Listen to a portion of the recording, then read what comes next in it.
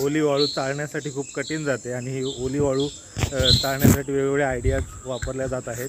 चला तर पाहूयात ओली वाळू कशा पद्धतीने डिवाइड करतायत, कचरा कसा बाहेर काढतायत ते आपण पाहूयात।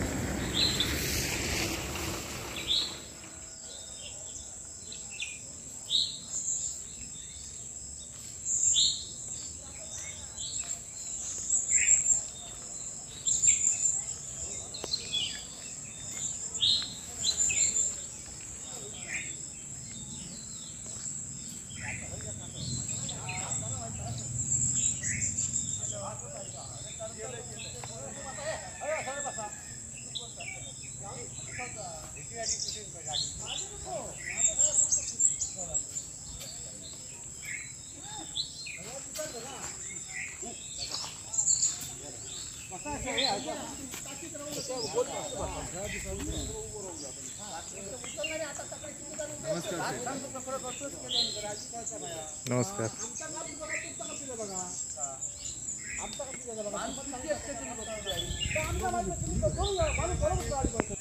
श्री हरेश्वर मंदिराचं बांधकाम चालू आहे आणि त्या बांधकामासाठी लागणारी वाळूची स्वच्छता, त्यामध्ये ज्या शिंपल्या आहेत त्या शोधून बाजूला टाकण्याचं काम चालू आहे।